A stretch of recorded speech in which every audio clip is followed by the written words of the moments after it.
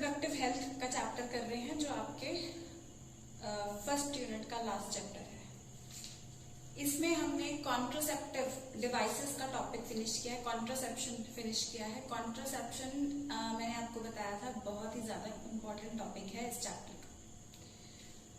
इस चैप्टर में जितने कंटेंट हैं, चैप्टर छोटा सा है लेकिन फिर भी इसके जो टॉपिक्स हैं वो काफी ज्यादा इंपॉर्टेंट टॉपिक्स इसमें आपको मिल जाते हैं। तो कोई भी टॉपिक ऐसे लीव करके आप नहीं चल सकते। जैसे मैंने कॉन्ट्रासेप्शन आपको बताया is very important.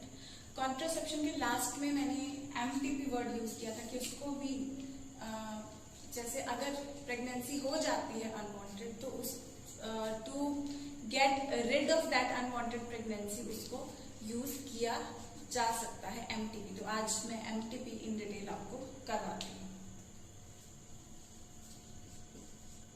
MTP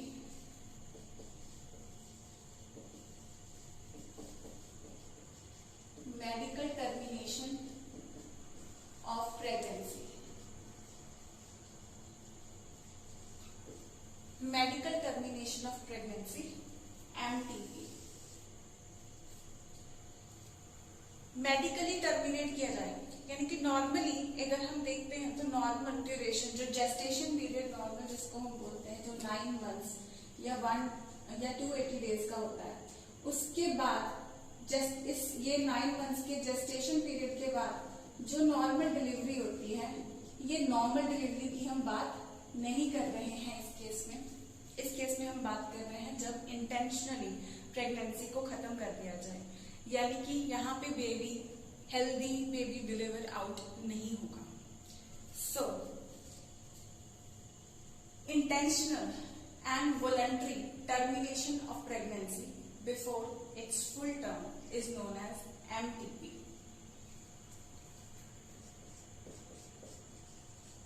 this is the definition. Intentional यानी कि जानबूझकर की गई, और वॉलंटरी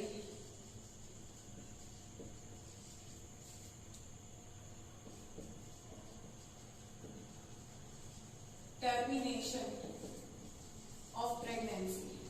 इंटेंशनल और voluntary termination of pregnancy before completion of its full term. Full term यानी कि ये 9 मंथ्स या 280 डेज जिसको हम बोल देते हैं कि जेस्टेशन पीरियड होता है इतने टाइम का। तो ये टाइम पूरा होने से पहले ही अगर इंटेंशनली यानी जानबूझकर, वॉलंटरली, खुद से नहीं, ये कोई एक्सीडेंट नहीं, खुद से नहीं हो रहा, इंटेंशनली किया जा रहा है, तब हम इसे एमटीपी या मेडिकल टर्मिनेशन ऑफ प्रेगनेंसी बोलते हैं। इसके कारण क्या क्या हो सकते हैं? What can be the reasons to it? Reasons क्या हो सकते हैं? अनप्रोटेक्टेड सेक्सुअल इंटरकोर्स,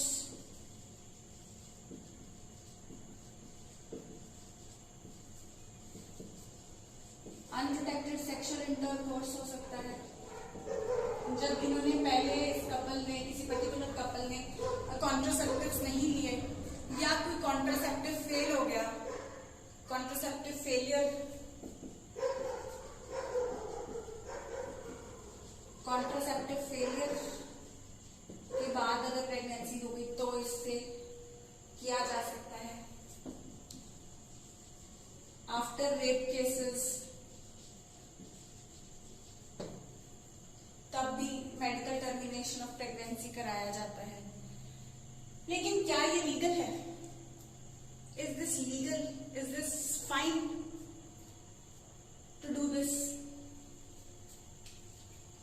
एक्चुअली क्या होता है, इंडिया में, इंडिया जैसे कंट्रीज में फीमेल फेटिसाइड एक बहुत कॉमन प्रॉब्लम है।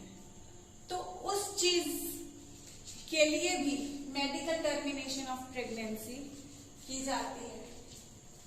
तो मेडिकल टर्मिनेशन ऑफ प्रेगनेंसी जरूरी क्यों हो जाती है? कुछ कारणों में ये जरूरी हो जाती है, जहां की हमें पता है कि if the baby takes birth and after that he will lead a miserable life, उसकी लाइफ सही नहीं होने वाली है पैदा होने के बाद, या तो उसका हेल्थ ठीक नहीं होने वाला है, या तो ऐसा अगर बेबी कंटिन्यूएशन ऐसी प्रेगनेंसी होती है तो ये मदर के हेल्थ के लिए सही नहीं होगा।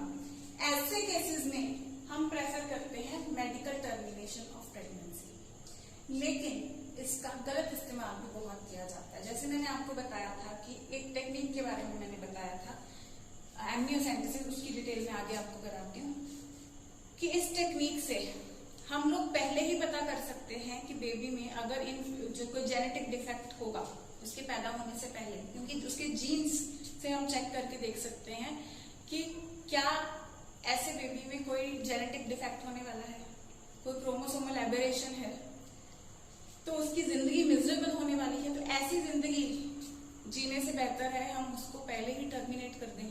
तो ऐसे कुछ गुड रीजंस हो सकते हैं जिसके लिए एमटीपी फॉलो किया जा सके,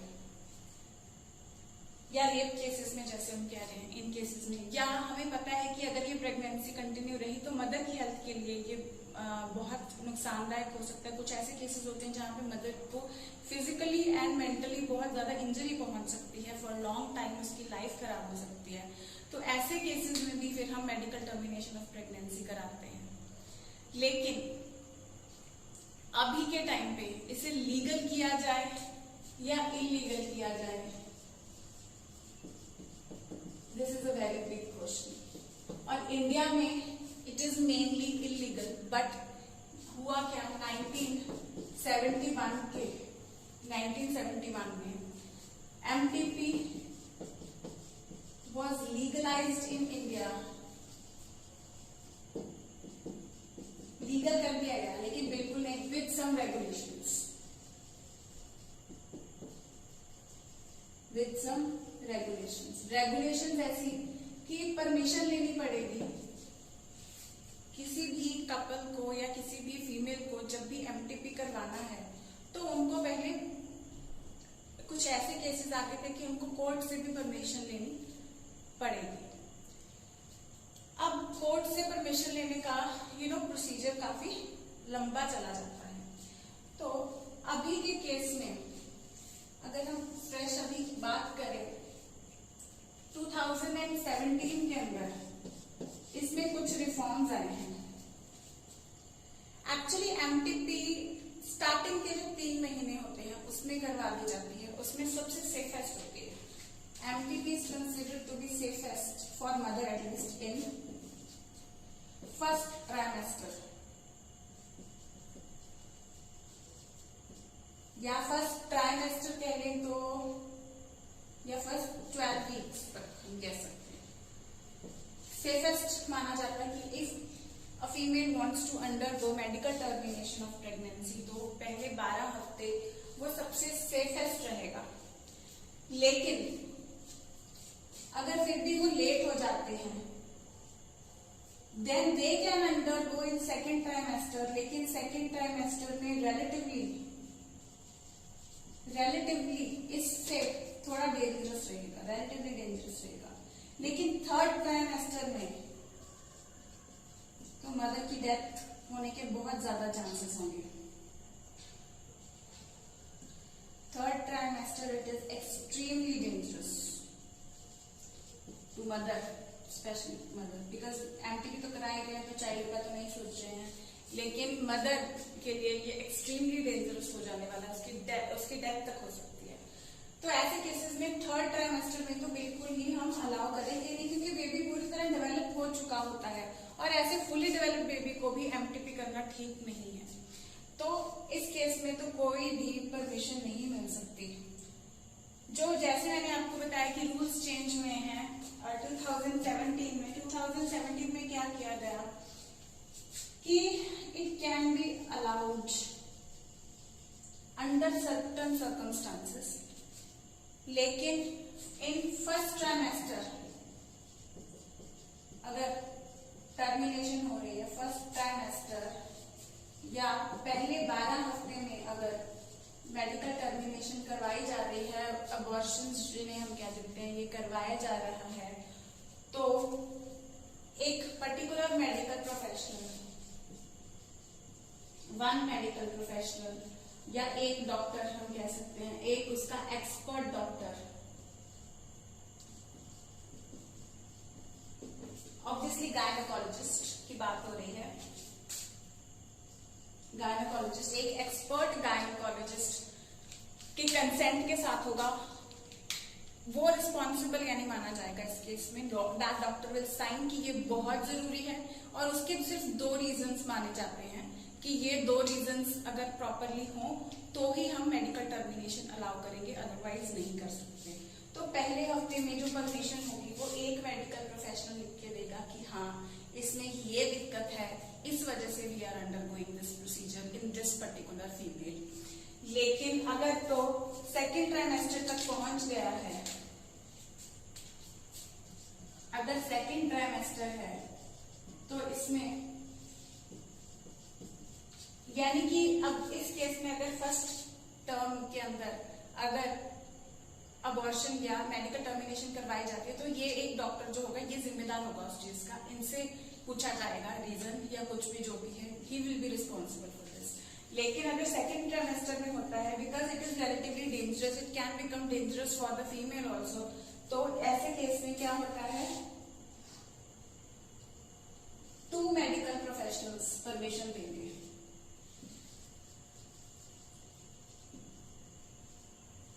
इनका कंसेंट, 2 का कंसेंट लगेगा, ठीक है।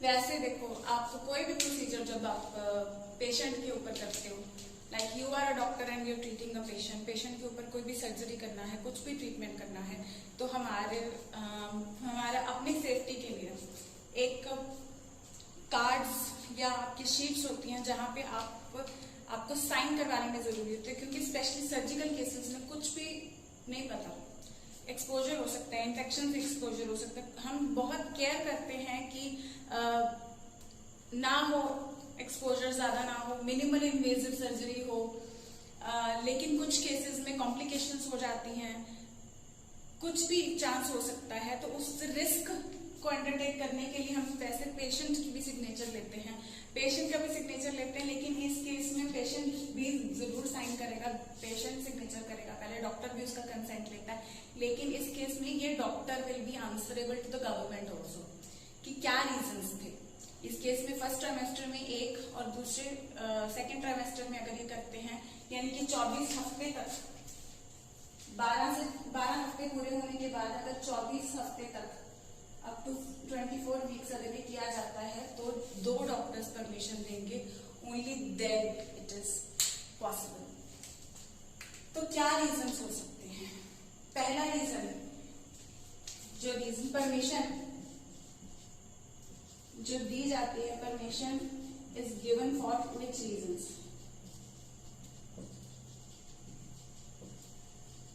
क्या रीजंस हो सकते हैं? एक रीजन ये हो सकता है कि if this particular child is born, तो आफ्टर बर्थ इसको कोई सिवियर जेनेटिक प्रॉब्लम होने वाली है, या तो हमें पहले ही पता चल जाता है ना, क्योंकि कुछ टेक्निक्स ऐसी हैं, या किसी में फैमिली हिस्ट्री ऐसे की जेनेटिक हिस्ट्री उसमें बहुत ज्यादा चल रही है, तो ऐसे पेशेंट को परमिशन भी मिल जाएगी अपने इन फ्यूचर चाइल्ड को चेक करवाने की कि उसमें कोई ऐसी कोई प्रॉब्लम नहीं हो सकती, क्योंकि ये उनकी फैमिली हिस्ट्री में जा रही है, काफी डेंजरस डिजीज, तो वो फिर अपने फ्यूचर चाइल्ड में अगर चेक करा लेते हैं, अगर ऐसा कोई डिजीज होता है कि हाँ बेबी को भी ये डिजीज है, इन फ्यूचर वो सफर करेगा और उसकी लाइफ बहुत मुश्किल होने वाली है, या बेबी जो है वो सिवियरली हैंडीकैप्ड पैदा होने वाला है, ऐसे कुछ केसेस अगर पहले ही पता चल जाते हैं, इफ द चाइल्ड बॉर्न जो would be born, if the child would be born with severe abnormalities या genetic disorders,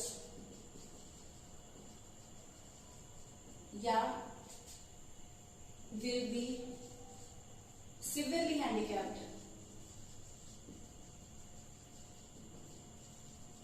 ऐसे केसेस में फिर हम अलाउ करेंगे। और क्या रीजन हो सकता है? If the continuation of pregnancy, if the continuation of pregnancy can lead to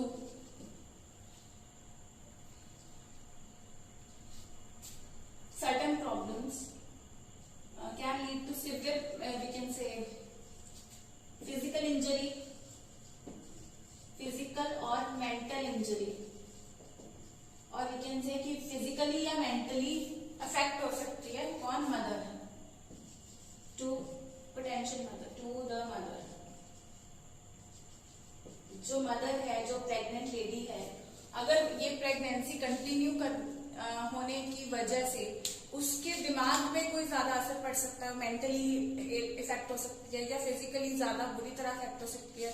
कुछ केसेस में medical health of the female इतनी अच्छी नहीं होती कि वो एक प्रेगनेंसी जैसे लेबरस टास्क को वो कैरी ऑन उसकी बॉडी कर सकती है, या मेंटली उतनी रेडी नहीं होती है कुछ केसेस में। तो मेंटली रेडी, कुछ लेडीज ऑलरेडी जो मेंटली रिटार्डेड है उनको ये चीज हैंडल करनी मुश्किल हो सकती है, या फिजिकली कुछ हेल्थ वाइज इतनी स्ट्रांग नहीं होती कि ये लेबरस 9 months को वो अच्छे से कैरी ऑन कर सकें, एंड आफ्टर वर्क ऑल्सो वो सही से कंटिन्यू कर सकें। मतलब उनकी डेथ भी हो सकती है, या फिजिकल इंजरी या मेंटल इंजरी हो सकती है, और can even lead to death of the female, to her death. तो ऐसे केसेस में भी फिर परमिशन जो है दे सकता है, कौन दे सकते हैं, डॉक्टर दे सकते हैं, गायनेकोलॉजिस्ट। अगर फर्स्ट ट्राइमेस्टर में पता चल जाता है तो एक डॉक्टर साइन करके दे देगा, अगर सेकंड ट्राइमेस्टर में पता चल जाता है तो 2 डॉक्टर साइन करके देंगे, 2 एक्सपर्ट डॉक्टर जो फील्ड के हैं वो साइन करके देंगे। ओनली देन उनकी कंसेंट साइन हो जाएगा, only then the couple will be allowed for the medical termination of pregnancy. Reason क्यों है इतना तामझाम क्यों हो रहा है इसमें? बिकॉज देखो क्यों, कैसे पता चला कि हाँ इसको कोई दिक्कत आने वाली है, ये सब टेस्ट करवा के पता चलता है। और कुछ एक ऐसे मेडिकल टेस्ट अवेलेबल हैं, जैसे कि एक एमनियोसेंटेसिस है,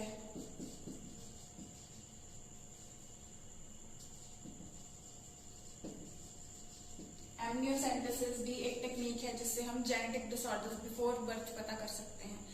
ये मिसयूज किया जाता है क्योंकि इसमें क्या है, हम जीन स्टडी कर सकते हैं, कैसे हम क्रोमोसोम स्टडी कर सकते हैं, क्योंकि इसमें तो chromosomal aberrations can be studied.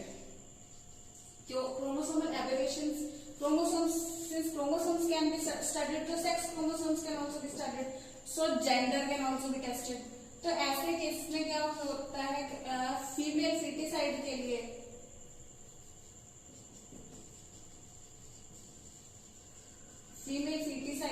इसका गलत इस्तेमाल किया जाता है।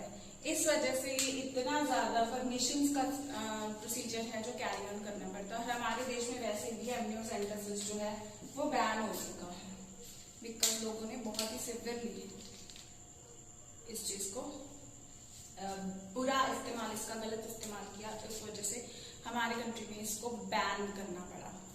अब मेडिकल टर्मिनेशन ऑफ प्रेगनेंसी को लीगलाइज किया जाए या इलीगली क्रिएट किया जाए, ये काफी देशों में अभी भी टॉपिक ऑफ डिस्कशन चलता आ रहा है, बिकॉज ये काफी एथिकल इश्यूज इसमें आ रहे हैं।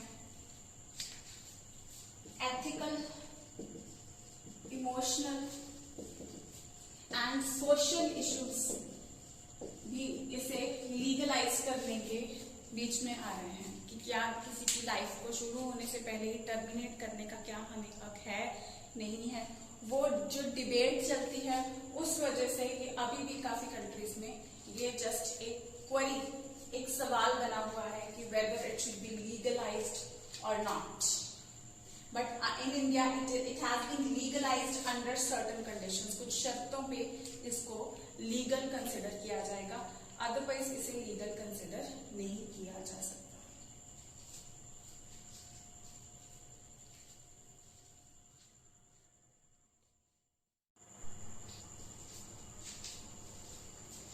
अब ये जो प्रोसीजर्स हैं, एमटीपी का प्रोसीजर है, ये क्योंकि बैन है तो डॉक्टर्स इतने विलिंग नहीं होते हैं ये प्रोसीजर्स कैरी आउट करने के लिए, स्पेशली जो लीगल ग्राउंड्स पे अपना काम करते हैं। It is very rare for the doctors to agree MTP के लिए। तो लोग क्या करते हैं, क्वैक्स के पास चले जाते हैं। क्वैक्स कौन होते हैं? वो लोग जो वैसे क्वालिफाइड नहीं है कोई काम करने के लिए, लेकिन जस्ट ऐसे ही they pose to be medical professionals, they are not medical professionals. जो हम लोग वेल एजुकेटेड है, हम लोग को ज्यादातर पता होता है कि कौन क्वैक है, कौन डॉक्टर है, बट कुछ लोग इतने वेल एजुकेटेड नहीं है। दे विल जस्ट सी कि हाँ भाई ये तो बंदा 100 रुपए में वो काम कर रहा है जो डॉक्टर 1000 रुपए में कर रहा है। उसने ये नहीं देखना कि डॉक्टर ने स्टरलाइजेशन भी की है। स्टरलाइजेशन का मतलब होता है पूरी साफ सफाई। स्टरलाइजेशन का तो अब कोरोना वायरस के कारण जैसे लोगों को पता चल ही गया कि स्टरलाइजेशन क्या है और कितना इम्पोर्टेंट है। अदरवाइज लोग बिल्कुल अनअवेयर थे, ज्यादातर सिर्फ मेडिकल प्रोफेशनल्स को पता था। अगर हम कहते हैं कि सिर्फ एजुकेटेड को पता था, एजुकेटेड में भी इनफैक्ट ज्यादा अच्छे से फोकस सिर्फ मेडिकल वाले करते थे कि हाँ क्या चीज है स्टरलाइजेशन। अब जाके अवेयर हुए हैं कोरोना के कारण, और कोरोना तो ऐसी चीज है जिसे जितना भी स्टरलाइज करो तो भी डेंजर रहता है। हाँ, चांसेस कम होते हैं कोरोना इन्फेक्शन के आफ्टर स्टरलाइजेशन, लेकिन बिकॉज एयरबोर्न डिजीज है तो चांसेस बिल्कुल जीरो नहीं हो जाते। चलो लीविंग दैट टॉपिक, लेकिन स्टरलाइजेशन इतना तो इम्पोर्टेंट है कि आपको बाकी डिजीजेस से कम जो बाकी इन्फेक्शियस डिजीजेस है उनसे तो कम से कम बचा सकता ही है। और ये जो क्वैक्स होते हैं इनको क्या पता है स्टरलाइजेशन का? They don't nothing about sterilisation. अब लोग क्या करेंगे, स्टरलाइजेशन भी छोड़ो, they don't have enough information, they don't have enough knowledge about the procedures they are carrying out. They just carrying out it for little money they are getting from this. लेकिन जब लोग doctor ने मना कर दिया तो इन लोगों के पास ट्रीटमेंट कराने के लिए चले जाएंगे, अबॉर्शंस करवाने के लिए चले जाएंगे। अबॉर्शंस ही नहीं, इवन की कुछ कई केसेस में क्वैक्स डिलीवरीज करते हैं। डिलीवरीज को छोड़ो, जब एमटीपीज के लिए इनके पास जाते हैं, जबकि आपको हमने बता दिया कि थर्ड टर्म में it is very very dangerous. Doctor ने मना कर दिया but they will go to them. Then there is not only exposure to diseases but there can be loss of life in the immediate effect also। तो ये quacks हैं जो उस चीज में एमटीपी के, क्योंकि ये इलीगल प्रोसीजर को जहां पे जो लीगल नहीं है डॉक्टर्स मना कर रहे हैं, तो ऐसे प्रोसीजर्स को ये क्वैक्स जो होते हैं ये करने के लिए तैयार हो जाते हैं। और एक तरीके से लोगों को खुद ही नहीं पता होता कि वो आफ्टर विजिटिंग देम वो अपनी जान, अपनी फैमिली की जान डेंजर में डाल रहे हैं। तो ये क्वैक्स के पास nobody should go for any treatment. Doctor की सलाह जरूरी है, सिर्फ ये नहीं है कि हाँ गवर्नमेंट अलाउ नहीं कर रही है तो they will run to them. आपकी जिंदगी तक ले सकती है ये चीज अगर आप लोग एक अनक्वालिफाइड पर्सन के पास अपने किसी भी तरह के ट्रीटमेंट के लिए जाते हैं। और एमटीपीज तो वैसे ही बहुत ज्यादा ध्यान रखने वाली चीज है। इस केस में तो वैसे ही बहुत ज्यादा डेंजर होता है। एमटीपी के केस में अगर क्वैक्स इन्वॉल्व होते हैं तो we can lose, there can be loss of life to a significant extent. That's all for MTP. We will start with the new topic now.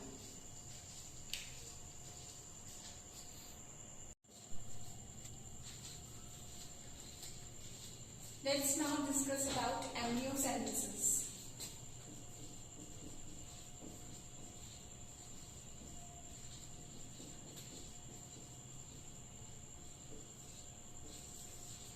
Amniocentesis है क्या? Amniocentesis is the pre-birth diagnostic technique.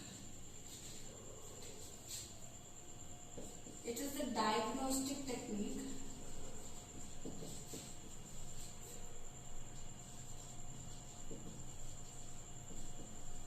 that can be used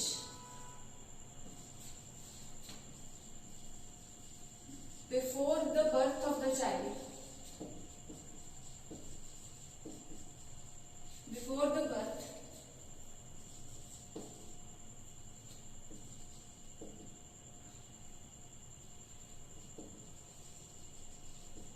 to detect certain abnormalities.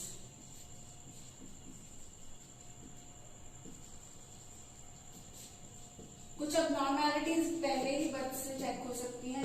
इसमें से ज्यादातर आ जाती हैं कुछ genetic diseases, कुछ chromosomal aberrations, ये सब चीजें आ सकती हैं। जीन्स यानी कि जिनसे इफेक्ट होते हैं, या क्रोमोसोम्स में जो सीधा इफेक्ट दिखना शुरू हो जाता है। एमनियोसेंटेसिस में एमनियोटिक फ्लूइड इन्वॉल्व होता है, इसीलिए इसे एमनियोसेंटेसिस बोला जाता है। क्या इन्वॉल्व होता है? Amniotic fluid. इसका थोड़ा सा आइडिया मैंने ह्यूमन रिप्रोडक्शन में भी दिया था आपको।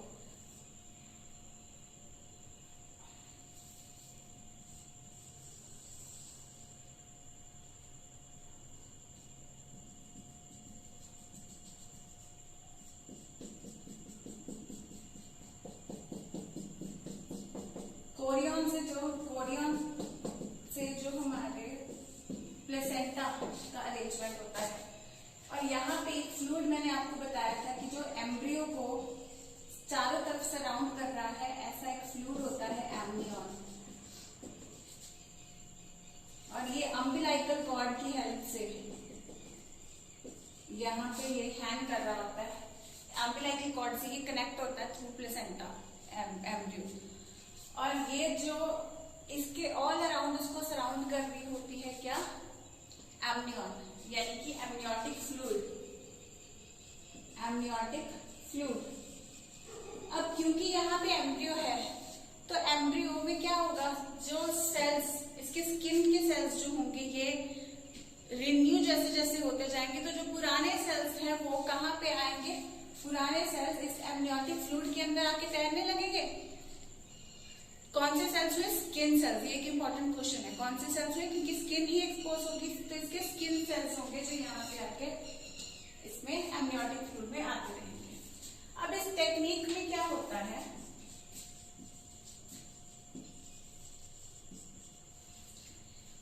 सबसे पहले with the help of ultrasound,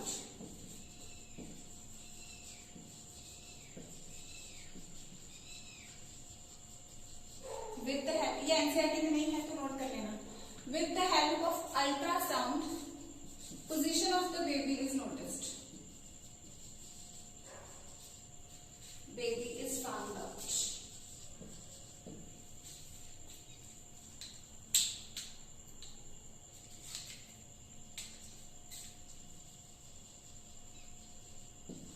position of the baby is found out with the help of ultrasound technique. ठीक है, अल्ट्रासाउंड से उसको पता कर लेते हैं, मदर के एब्डोमेन के ऊपर उसका लगा के और वो पता कर लेते हैं कि एम्ब्रियो एग्जैक्टली है कहाँ पे।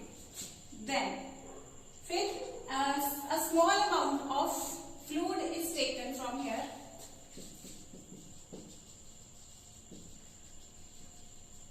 Amount of fluid, amniotic fluid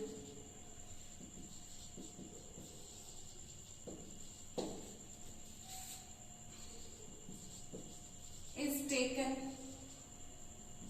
and karyotyped, is taken for testing, we can say। Testing करने के बाद प्रोसीजर कौन सा होता है? कैरियोटाइपिंग। कैरियोटाइपिंग प्रोसीजर में होता क्या है?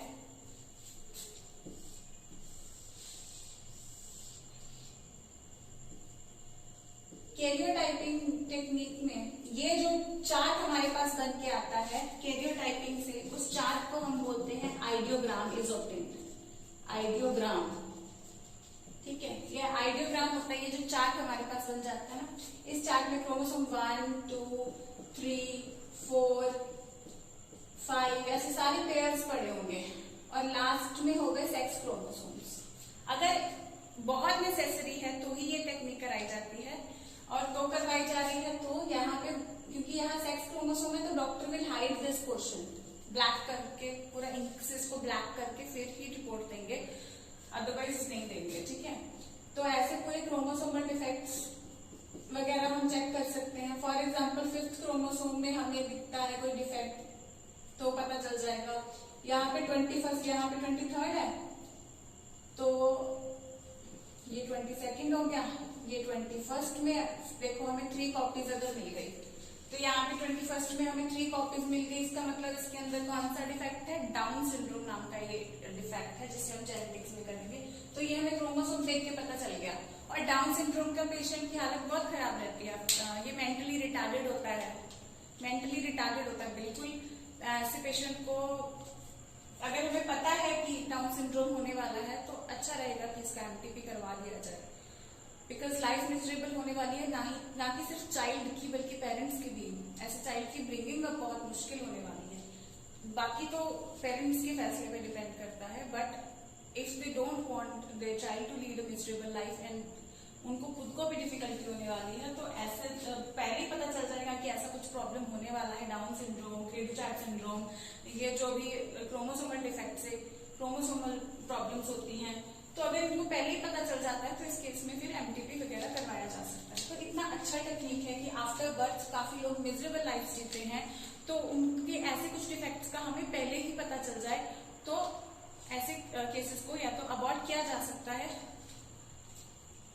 और वैसे आजकल कुछ एक्सपेरिमेंट्स चल रहे हैं कि कुछ चीजों को, कुछ ऐसे जेनेटिक डिसऑर्डर्स को पहले ही ठीक किया जा सके, उसके ऊपर रिसर्च चल रही है। That is out of context फिलहाल के लिए। अगर पता है कि ऐसे किसी चीज का इलाज नहीं होने वाला है और लाइफ बहुत डिफिकल्ट होने वाली है, तो ऐसे केस में फिर एमटीपी करा देना बेहतर रहेगा। लेकिन हमारे लोग, कुछ लोग, ये जो हमने चार्ट ऑब्टेन किया ना, इसको बोलते हैं इडियोग्राम, ठीक है। और ये प्रोसीजर जो कैरी आउट किया है इसे कहते हैं कैरियोटाइपिंग। कैरियो मतलब न्यूक्लियस, टाइपिंग, कैरियोटाइपिंग, न्यूक्लियस का या न्यूक्लियर मटेरियल का पूरा डाटा ऑब्टेन किया, यहाँ पे सारे क्रोमोसोम्स का होगा। लेकिन लोग इसको मिसयूज करते हैं सेक्स क्रोमोसोम भी, क्योंकि इसका भी पता चल सकता है इससे, तो जेंडर पता कराने के काम करते हैं। और इस वजह से amniocentesis, the beautiful very good technique जिससे कि काफी लोगों की जिंदगी बेहतर बन सकती थी, इस टेक्निक को बैन कर दिया गया है। It has been banned in India.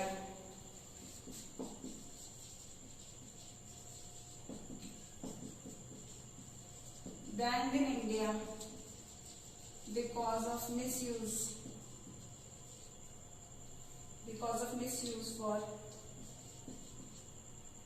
female feticide.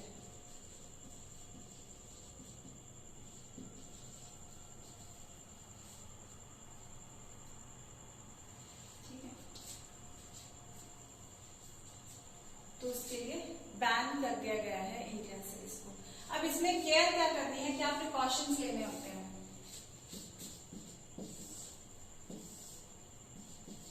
Precautions क्या लेने हैं?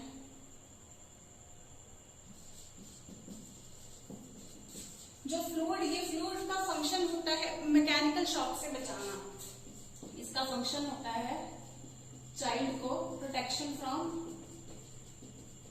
मैकेनिकल शॉक, कि मदर चलती फिरती है जब सब कुछ है, तो ये एक तरीके से उसकी प्रोटेक्शन करता है, और नरिशमेंट में भी थोड़ा बहुत हेल्प करता है। Mainly protection from mechanical shock होता है। तो प्रिकॉशन क्या है कि only less than 15 ml fluid is to be taken,